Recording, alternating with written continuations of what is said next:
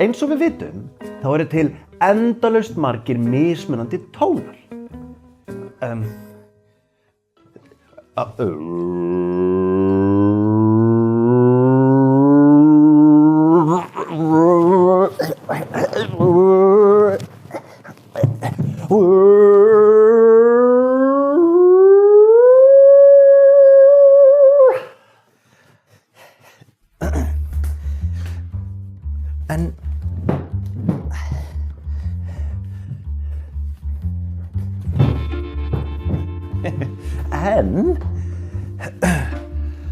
hvað eru nóturnar margar?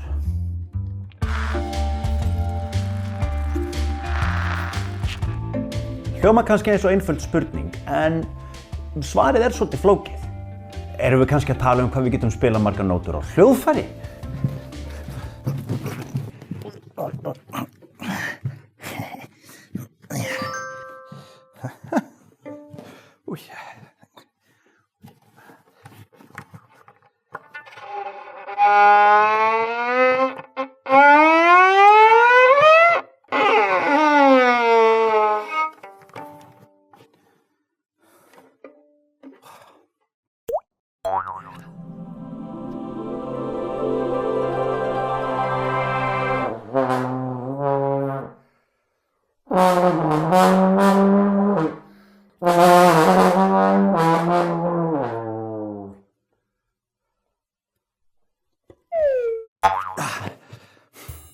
Þetta hjálpar okkur ekki neitt. Fiðla og básuna geta spilað svo ofboðslega marga tóna. Það er ekki takkar á þeim sem að spila bara ákveðna nótur.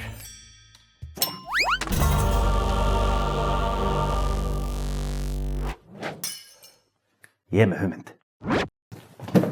Tada!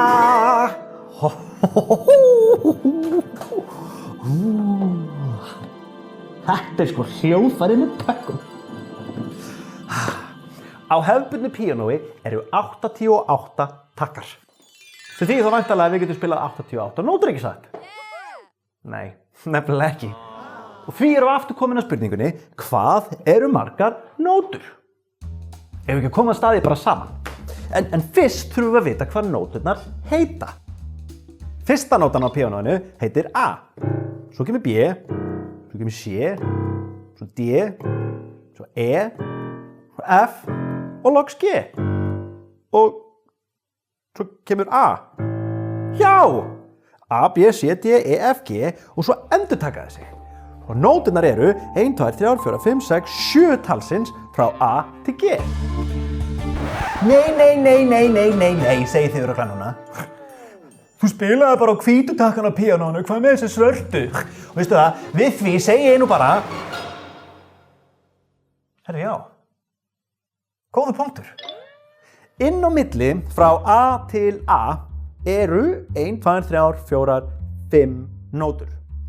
Við köllum A, B, C, D, E, F og G nefninótur vegna þess að þær eiga sinn eigin bókstaf sem nafn.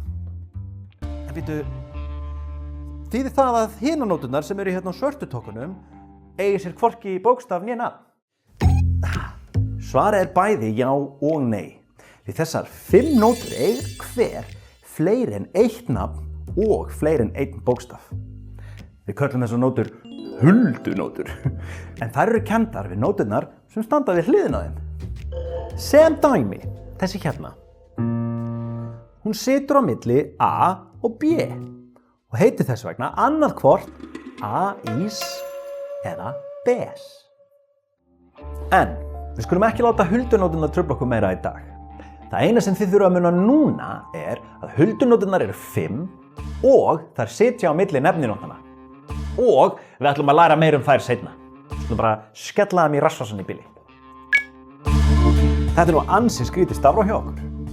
En þetta eru víst allar nóturnar.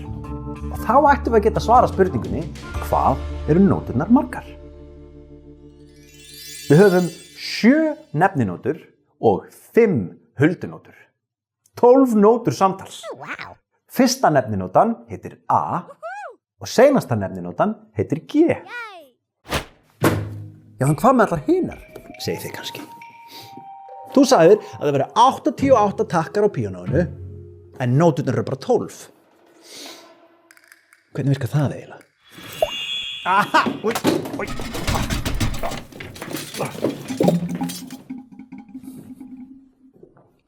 Aha! Rétt athugun. Og sem betur fer svarið við þeirri spurningu mjög einfalt. Munstur. Þið getið meira að segja séð það með eigin augum. Nóturnar endurtaka sig. Næsta nefnunóta á eftir G A. Og svo kemur B og C og D og E og F og G og svo kemur aftur A og B og C og D og E og F og G. Og við getum bæði séð það með því að horfa á munstrið sem að svörtutakkarnir búa til. 2, 3, 2, 3, 2 og 3. En við getum líka notað eyrun og heyrt sömu nóturnar aftur og aftur og aftur. Ef ég spila fyrsta æð, sem auðvelt að finna því það er fyrsti takkinn á píanóinu. Og svo næsta A. Það heyri ég að þetta er sama nótan. Þó svo að önnur sé talsvert dýpri en hin. Svo ef ég finn næsta A. Góð regla til að finna A er að leita eftir 3 svörtum tökum og þetta er seinasti hvíti takkinn áður en þú kemur að seinasta svarta takkanum. Svo ef ég spila til dæmis þetta A og þetta A, heyra þetta er sama nóta. En ef ég spila þetta A og þetta E, heyra þetta er ekki sama nóta.